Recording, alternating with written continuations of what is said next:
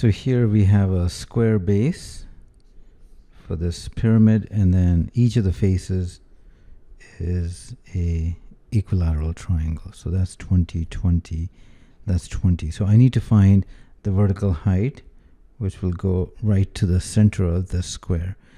So there are two ways you can do this. One is you can create a right triangle like this. So let me call that's P, A, and X. So this triangle PAX is a right triangle, and height is what we need.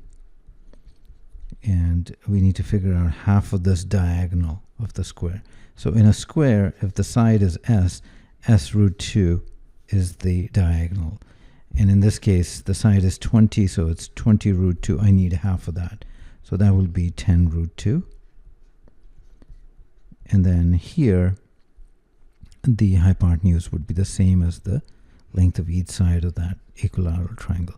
So that's the equation you need. This is 200, 400. So h squared becomes 200, and h becomes square root of 200. That comes out to 10 root 2, which is choice A. You could also do it by setting up a right triangle that in this fashion, this way. In this case, you will still have the height here. This will be, the base will be half the length of each side of the square, so that would be 10. And then this is the height of the equilateral triangle. So if you're looking at any equilateral triangle of side AA, this is A over 2, half of it. And then the altitude is A root 3 over 2. This comes from the 30, 60, 90 triangle ratio. So that length here would be 10 root 3.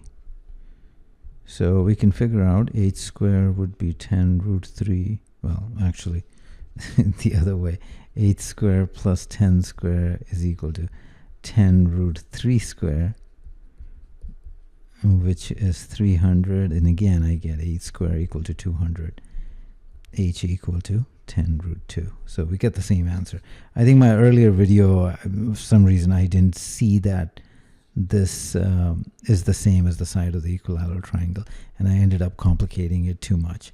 Sometimes that happens in the exam. I hope it doesn't, but sometimes you can end up making problem harder than it is. So to summarize, the answer is A.